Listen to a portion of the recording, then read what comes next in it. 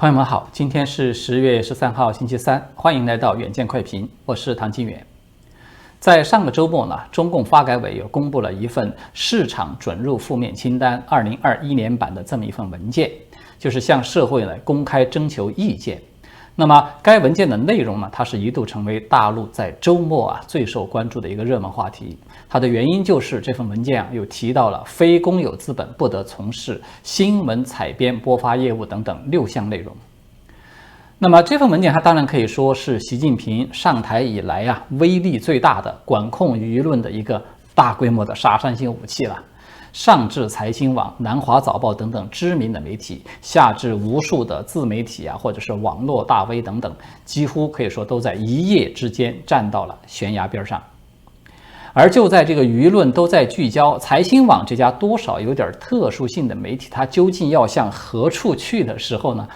低调了很久的马云呢，是突然在昨天又爆出了最新的消息，就是他出现在了香港，而且还参加了几个商业伙伴的饭局，但是呢，谈了一些什么内容呢，谁都不知道。在同一天大陆媒体网易科技就有引述消息人士爆出了一条独家新闻，说这个马云旗下的蚂蚁集团呢，已经把他持有的这个财新传媒的所有的股份全部都卖出去了，彻底的退出了投资。这篇报道同时还提到说，财新传媒在过去通过了4轮的融资，曾经是有引入了哲树文化、腾讯、CMC 资本还有蚂蚁集团等等这些外部的投资者，但是现在呢，蚂蚁、哲树文化等等已经在财新的股东名单之中消失了，只有腾讯仍然是通过深圳利通产业投资基金持有了财新传媒，大概是这2个消息呢，它由一中一外2家媒体在同一天爆出来，而且都聚焦在马云的身上，显然是很不寻常。而更加不寻常的是呢，在昨天晚些时候网易科技呢，它就已经删除掉了这篇独家的报道，只有其他媒体的转载的内容还可以被搜索到了。虽然这个消息呢，它只是转瞬即逝，但是呢，所有人都立即看到了。就是马云退出财新股份，它显然与发改委刚刚公布的这份文件是密切相关的，对吧？事实上从发改委公布文件到网易报道这个消息，中间仅仅只有隔了4天的时间。马云的反应之快呢，我们已经可以用惊弓之鸟来形容它了。我们从一般的常理上来进行推测呢，就是马云他大概率在早于10月8号的时候，他很有可能就已经知道了这份文件的内容了，而且很可能他已经是主动或者说是被动的看明白了自己的处境，所以他才会如此光速的退出，瞬间的就脱手。这个动作呢，与财新网的总编胡舒立发出的那条备受争议的猪头的微博，我们可以说他有异曲同工之妙。只不过呢，马云呢，他已经是过来人了，他已经是尝过社会主义铁拳的滋味的人，他知道现在是多说无益的，但求丢车保帅即可。而胡舒立呢，在某种程度上，他其实还处于马云被铁拳击中之前在上海痛批中共银行都是当铺思想的那个阶段。当然，进入了惊弓之鸟状态的不会只有马云一个人。我们看到万达集团10月11号在微信公号有发布了一条消息，说在万达与中国第一汽车集团有限公司合作签约的一个仪式上呢，久未露面的曾经的首富王健林，他就有当场表示说，他是要亲自带头，万达副总裁以上的高管全部都要换成一汽所生产的那个红旗汽车。那么其实马云这一次火速卖光财新的股份呢，他并不是第一次清盘之举。早在9月23号的时候芒果超媒就有发布公告表示说，公司的第3大股东，也就是杭州的阿里创业投资有限公司，拟将其所持公司的5.01%的股份呢进行协议的转让。这个协议转让完成以后呢，阿里创投就将不再持有公司的股票了。而就这单一次的转让阿里就已经浮亏了超过23亿元，堪称是一次比较惨烈的割肉退场了。至于说这一次清盘这个财新股份，那么马云他又亏了多少呢？可能只有他自己心里才是最清楚了。那么马云他为什么突然一下变得这么的果断了呢？其实原因不难理解。如果说目前处于风暴边缘的王健林高调的换车，他更多的是为了向当局去示好表忠，那么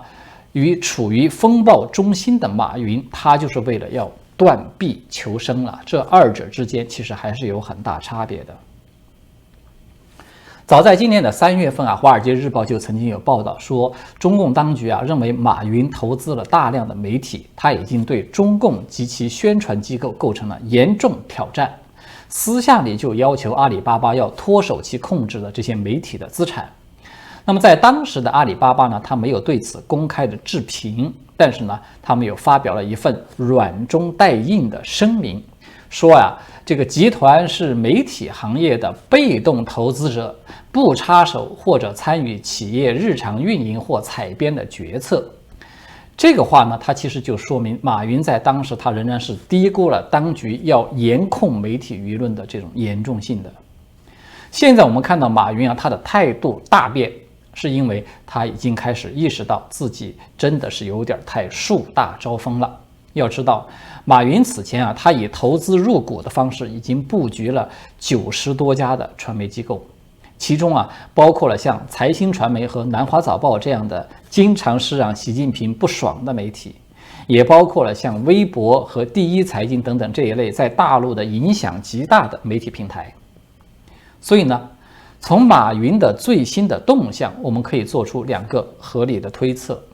一个呢，就是马云他很可能已经成为这一波整肃非公有资本涉足到媒体行业的头号目标了，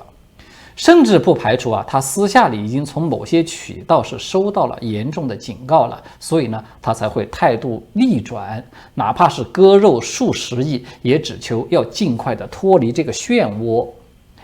那么另外一个呢，就是马云他突然出现在香港啊，我们不排除他与要出售南华早报的业务是有关系的。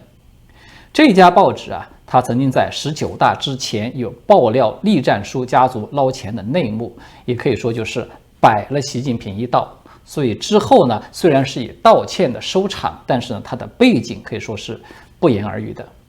对马云来说啊，当前这个北京政治风云是诡谲多变的这么一个背景之下，这些媒体资产对他来说已经不再是一个简单的商业问题，而是一个严重的政治问题了，成为一种政治负担了。然而呢，我们接下来要和大家来讨论的呢，是习近平啊，他其实还有了更大的动作。不但马云的麻烦啊，远不止割点肉认个怂这么简单。而且习近平的刀锋啊，他已经开始指向了马云、许家印等人背后的势力，包括习近平曾经的铁杆的盟友王岐山的地盘。就在昨天，《华尔街日报》呢是又再次的发出了一篇独家报道，就是披露了中共对25家金融机构进行审查的一些细节。这25家金融机构呢，在中国的经济领域中是占据了一个核心的地位的。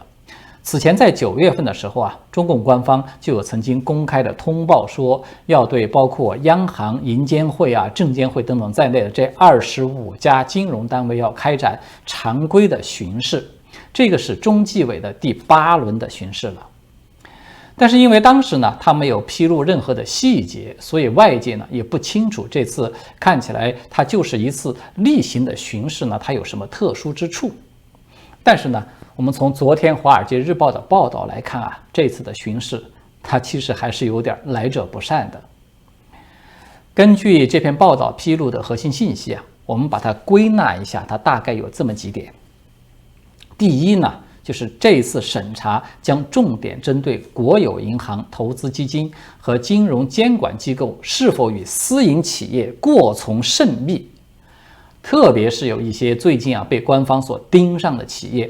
那么这篇报道呢，点名了3家的企业，就是包括了房地产的巨头恒大集团、网约车的巨头滴滴出行，还有就是马云的那个金融科技的巨头蚂蚁集团。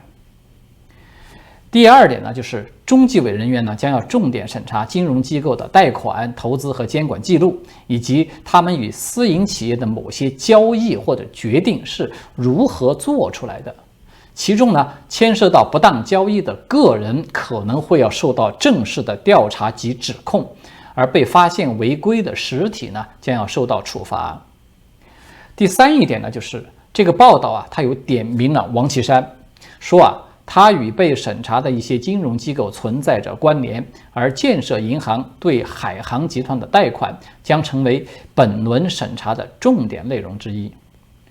众所周知海航集团的董事长程峰是刚刚被抓，而建设银行呢，它其实可以说就是王岐山试图起飞的发家之地了。第四一点呢，就是中国恒大的贷款也将会要受到严格的审查，其背后它至少牵涉了有中信集团、光大集团和农业银行这么3家机构。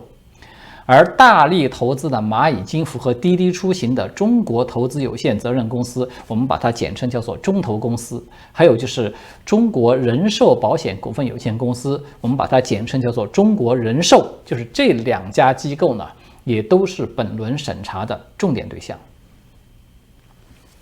那么《华尔街日报》这篇报道之所以会引起一个广泛的关注呢，有2个原因。一个呢是马云、许家印等人他们的麻烦呢，其实远远没有结束。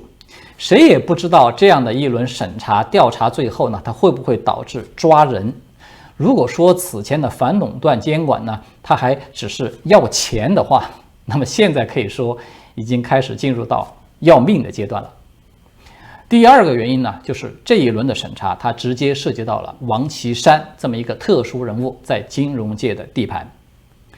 那么我们都知道王岐山他的政治伯乐呢，他是中共的前总理朱镕基，他们2个人呢都在金融系统有很深的根基，金融业甚至可以说就是王岐山派系的最大的地盘之一了。王岐山他在习近平的第1个任期内大力反腐的时候呢，他在很大程度上其实是有回避了对金融业的调查的。这个不仅仅说是因为金融业到处都是红二代官二代这些人，其实呢也是因为他自己的门生故旧太多，就是不好动手。比如我们刚才提到这个农业银行，王岐山的亲信蒋超良，他就曾经在农行深耕了10多年，并且是曾经担任过董事长的。还有光大集团的前董事长朱晓华，他是朱镕基的心腹亲信。包括中信集团的前董事长王东明他的亲兄弟叫做王波明的，他就是和胡舒立一起联手创办财经杂志的搭档。当然呢，这些人物呢，我们看到现在他早就已经不在其位了，但是他至少说明了王岐山和朱镕基体系在整个金融界的确可以说是树大根深、举足轻重的。如此一来呢，它就会带来一个很大的问题。很多人呢就都在猜测了，就说《华尔街日报》这么的点名报道王岐山，就是爆他的料，以及习近平呢开始大举的审查王岐山的地盘，是不是就意味着他将要把反腐的矛头要对准王岐山了呢？我个人觉得还不一定。为什么这么说呢？首先我们在此前就已经有讨论过，就习近平最近一系列的监管风暴的本质呢，它其实就是削藩，对吧？而重中之重呢，它就是金融削藩。所以呢，凡是在金融领域有跑马圈地、占山为王的这些人，可能都是他要削弱打击的对象。在这其中呢，王岐山和朱镕基的派系势力固然是不可避免要被波及的，但是其他的高层权贵的家族一样也有很多的都被卷入进去了。比如说刚才提到的光大集团，它其实呢也有吴官正家族的白手套在里面。而江派的骨干人物前政治局常委刘云山的儿子刘云飞他是既担任过中国人寿的首席投资执行官，他也担任过中信证券的副董事长，直到现在他都还是中信产业投资基金管理有限公司的董事长。还有刚才我们提到那个中投公司，他与江泽民的孙子江志成可以说是关系非常密切的。早在2012年的时候，马云与姜志成首次会面的那个时候啊，姜志成他刚刚才注册成立了2年的这个博裕资本，就加入到了中投公司牵头的一个财团，目的呢是要为马云从雅虎的手中去购回大概20%的股权所需的那个71亿美元，去筹集部分的资金。那么这个中投公司呢，借着这一番的操作，是获得了阿里巴巴5.6%的股权，而姜志成的那个博裕资本呢，在短短的1年半的时间之内，就获得了2倍半的收益，可以说是闷声大发了一笔横财。所以呢，我们就可以看到，在整个金融行业占据着整个要金的势力呢，几乎都是太子党了。习近平他现在要对这块地盘去进行敲打，他的主要的目的呢，不会只是想要震某一只老虎，而是想要通过敲山来震一大堆的老虎的。江派呢，无疑是其中最主要的一部分。其次呢，就习近平他当前的处境来说，虽然他与王岐山已经是渐行渐远，身份尊卑啊是越来越上下分明了，但是毕竟呢，尚未翻脸成仇。当前对他构成最大威胁的，依然其实还是江派势力。这一次，习近平对政法系统反腐啊，他抛出了这个孙立军和傅政华，还有像罗文静与王立科等等这个窝案嘛，他就直接的把谋刺习近平都给公布出来，同时还公布了孙立军那个史无前例的双开的官方的通报，对吧？痛批说他这个政治野心极度膨胀等等。它的本身其实可以说也是一种敲山震虎，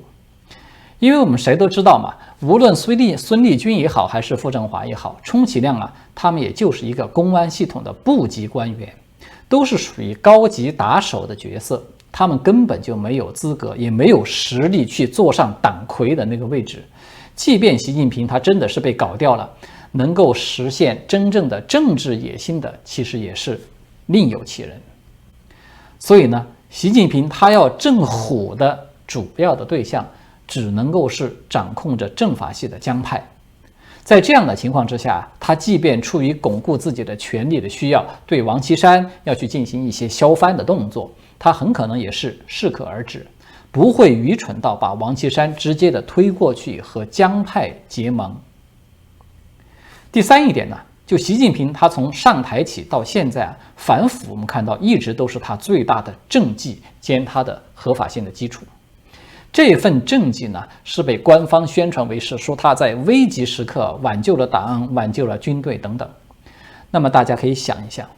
他的这份功劳呢，实际上是王岐山给他挣下来的，对吧？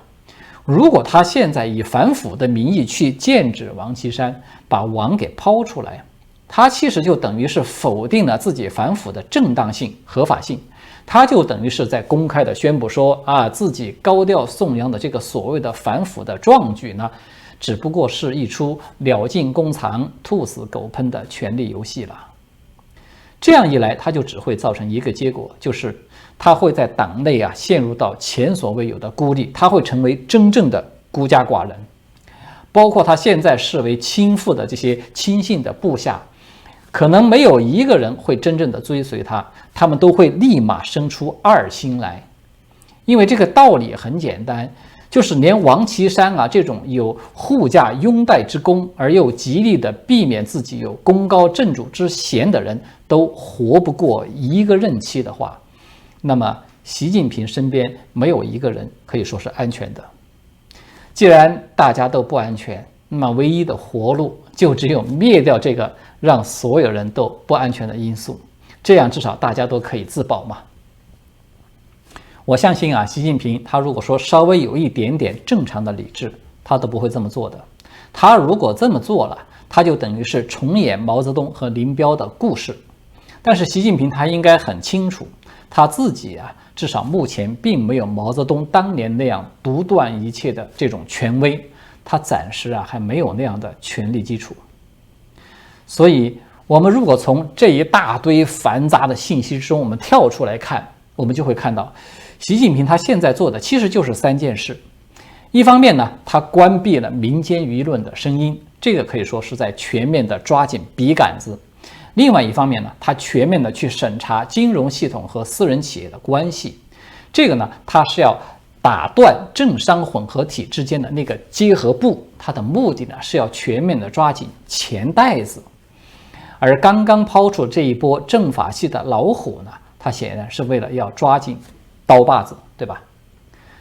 这么一系列的大动作啊，在谋求连任的关键时候，他把它拿出来，只能够说明习近平他现在全力在为两大危机做准备了。一个呢，就是他的连任的本身很有可能会引发内斗的危机，这其中啊掺杂了当前的这种能源危机与恒大暴雷等等这些金融危机。那么另外一个呢，就是他在连任以后呢，武力攻台势必就要提上议事日程了。这个是他早就既定的目标。那么这样一来，也就意味着习近平他将很可能在自己的下一个任期之内与国际社会出现一个全面的敌对，所以他要让全社会都处于一种类似于战时轨道的状态。抓笔杆子、刀把子，还有抓钱袋子，其实它合起来就是一个目的：备战、备荒。好的，今天呢我们就聊到这里了，谢谢各位的观看，我们下次再见。